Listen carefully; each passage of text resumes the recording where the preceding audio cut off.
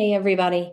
We're going to talk a little bit today about an early conversation model, a way to talk to people who are very different from the people that we are.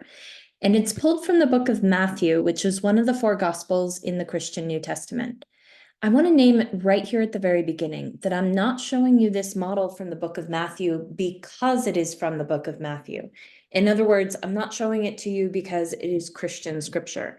I'm showing it to you because it's one of the oldest models we have for a guideline to how to have difficult conversations. And there are valuable things about it that we can talk about. The book of Matthew has Jesus start by telling us that right relationship with God requires right relationship with our neighbors. Now, full disclosure, this little piece actually comes in a different part of scripture than the other three steps do. But this is the passage where Jesus is talking about if you're about to make a sacrifice to God and you realize that you're in conflict with your brother, you have to leave your sacrifice at the altar and go and speak with your brother directly. So, if you are not by chance a religious person, a way that you might think about this idea that I think also is valuable is to say, if I realize that I am in wrong relationship with the people who are in my neighborhood or the people who are in my life or the people in my community, then there is something not quite right about my fundamental relationship with myself and the universe around me. That doesn't mean we have to be in agreement, and it doesn't mean we have to like each other, but there is something wrong if I'm actively in conflict and there's bad unresolved feeling between me and another person that I know. And then in a different section of the Gospel of Matthew, Jesus gave us a model for how we can do this.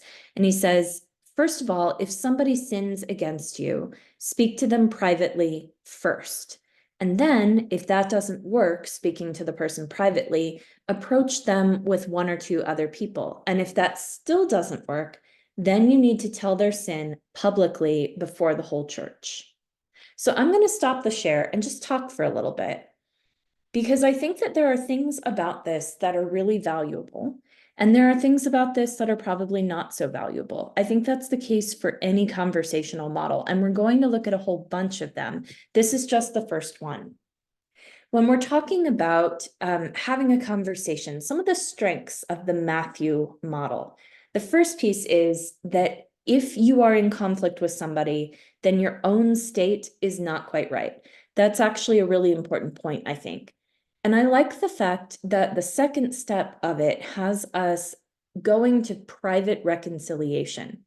I want to name right here that this is a situation for conflict, not for abuse. If there's an abusive situation, then going to the person privately is actually not appropriate. But if it's a conflict situation, giving the person an opportunity to have the conversation in private first is incredibly important. It's this chance to be mutually vulnerable with one another without a bunch of other people watching, which makes it more possible to have the difficult conversation.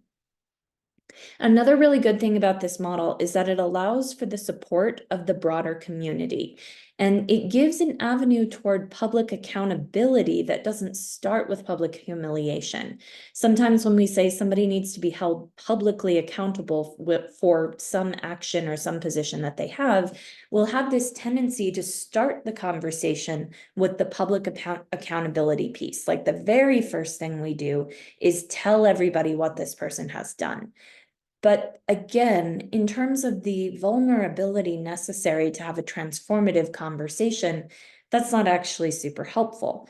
So this is an avenue that says, first, we're going to do it one-on-one. If that doesn't work, let's try a small group. And if that doesn't work, then let's go public.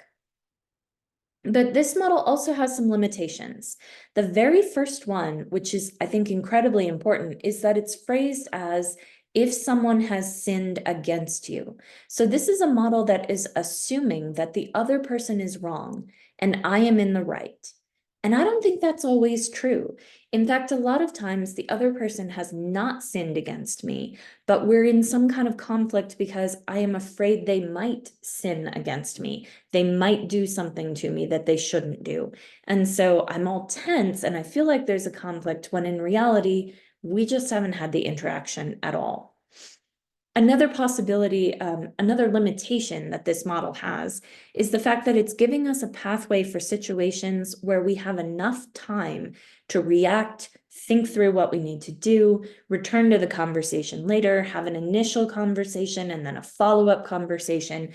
And that actually does work sometimes really well. And then other times, there's legitimately not time for that. Sometimes we're in an active harm situation or a short-term conflict, and we don't have time to move through these steps. The piece about the small group, bringing a few people, one or two people with you for the small group conversation. So remember, that's the piece of if the one-on-one doesn't work, then you have a small group conversation. The people that you bring with you for that conversation matter a lot. If they are people who are there specifically to support you and who are going to say that you're right no matter what happens, then you're really just cornering this other person and you're trying to outnumber them. And it can feel like bullying, even if it isn't. But if the one or two people who come with you for the conversation are people who have the best interests of everybody in mind, people who are really going to listen and are going to reflect back, I think that maybe this isn't going quite right, or I hear one person saying this and the other person saying that. If it's a thoughtful presence who's going to be not exactly impartial, but caring about everybody in the space, then that's a really good model. And then the last step of this is that it assumes you have a community to turn to, that there is a wider community that you can go to publicly and say, this person's behavior is unacceptable for the following reasons. It's important that that public accountability piece can happen. And under this model, we are assuming that there is a community that's already invested with both of you and already cares. And unfortunately, that's not the reality for a lot of us. So that's the Book of Matthew model.